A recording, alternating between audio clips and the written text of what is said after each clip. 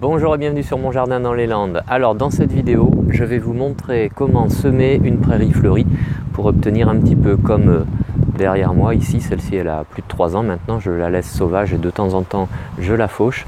Donc je vais vous montrer comment semer une prairie fleurie et j'en profite également pour vous parler de ce livre Pas d'eau au jardin et alors de Jean-Michel Groult. C'est aux éditions Ulmer. C'est un livre qui offre une vision innovante du jardin de demain et je vous en parle plus précisément dès demain lundi sur Book Jardinsta. Allez, maintenant je vous montre comment j'ai semé une petite prairie fleurie. Alors voilà, pour semer les graines de cette prairie fleurie qui n'est pas très grande, hein, ça doit faire 2 ou 4 mètres carrés, j'ai acheté en fait un mélange de graines de fleurs sauvages. Voilà, on trouve ça dans le commerce et là c'est dans le commerce un petit peu discount. C'est fait normalement pour une quinzaine de mètres carrés, mais je vais semer beaucoup plus dense. Je vais peut-être pas tout mettre quand même, mais je vais semer dense parce que peut-être que j'aurai une mauvaise réussite dans mon semis. Ce que j'ai fait là, j'ai ameubli le sol un petit peu en dessous, j'ai rajouté du terreau, voilà, pour faire ce que l'on appelle un lit de semences, qui soit meuble et accueillant. Voilà, c'est relativement fin, il n'y a pas beaucoup de mottes. Et là maintenant je vais semer.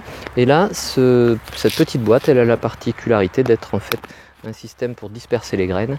Vous voyez ce que ça donne, c'est comme ça. Et les graines, en fait, c'est un mélange de graines. Alors il y a des graines et en même temps il y a un petit amalgame, je pense que c'est des morceaux de maïs concassés et qui permet de semer plus facilement parce que les graines, certaines sont relativement fines. Voilà, donc c'est un bon mélange, mais il faut bien secouer pour bien mélanger.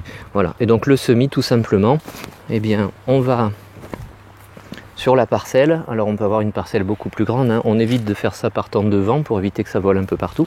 Et puis là on saupoudre, voilà. S'il y a du vent, on peut faire ça de façon plus précise en se mettant un peu plus bas. Et là vous voyez, je secoue un petit peu de façon à mélanger les graines à l'intérieur du sachet ici de la boîte, de façon à ce que en fait elles soient réparties différemment, puisqu'il y a des graines pour 20 types de fleurs différentes. Voilà, et je continue à répartir ça. Maintenant que j'ai réalisé le semis, il faut que je recouvre les graines et pour ça j'utilise le râteau et j'y vais doucement pour recouvrir les graines parce que certaines sont fines. Voilà, j'y vais doucement, je fais des allers-retours de cette façon. Voilà, tout simplement, ça recouvre tranquillement. On essaie de ne pas faire dans tous les sens parce que sinon on pourrait enlever des graines à certains endroits et avoir des paquets, des accumulations. Voilà, maintenant j'ai recouvert les graines et je peux faire une dernière chose. Alors je n'ai pas de rouleau à gazon, ça aurait pu être intéressant de rouler pour bien plaquer la terre sur les graines. Là ce que je peux faire, c'est soit je tasse comme ça avec le dos du râteau, ça va être un petit peu fastidieux parce que j'ai quand même une petite surface, mais là ce que je vais faire, c'est que je vais arroser tout simplement en pluie fine, mais ce qui est important, c'est que ce soit recouvert. Et pour l'arrosage, eh bien c'est tout simple, il faut un tuyau, c'est pas plus mal, une petite lance d'arrosage avec une pomme fine, et voilà, et on trempe comme ça. Alors après ça peut être tout simplement un arroseur, un asperceur à gazon, une petite trempe, ou sinon, et voilà, ça ne demande pas beaucoup de temps. Et puis en même temps, je ne vais pas arroser non plus toute la saison. Là c'est important d'arroser pour pouvoir permettre aux graines de germer, mais ensuite c'est terminé, elles se débrouilleront toutes seules. En tout cas les jeunes plantes se débrouilleront toutes seules, parce qu'on est à une époque là, au mois d'avril, où c'est le bon moment pour le faire. En plus on a un sol qui est noir, vous voyez, c'est vraiment sombre, donc le peu de soleil qu'il va y avoir va permettre de réchauffer le sol et cette chaleur, cette douceur pourra permettre aux graines de germer encore mieux. J'arrose bien et après c'est terminé. Et là voilà ma petite prairie fleurie après 3 mois, je crois, 3 mois après le semis.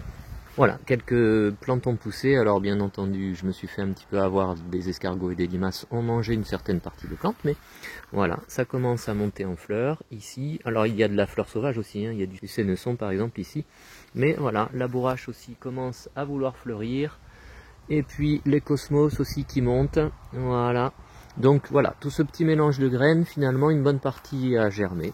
Et puis j'attends maintenant les différentes floraisons. Si cette vidéo vous a plu, n'hésitez pas à liker comme d'habitude en mettant un petit pouce vers le haut. Si ce n'est pas déjà le cas, vous pouvez aussi vous abonner. N'oubliez pas de cliquer sur la cloche des notifications pour recevoir les prochaines vidéos que je vais publier. Et puis je vous remercie d'être passé me voir, ça fait toujours plaisir. Et à bientôt sur mon jardin dans les Landes. Au revoir.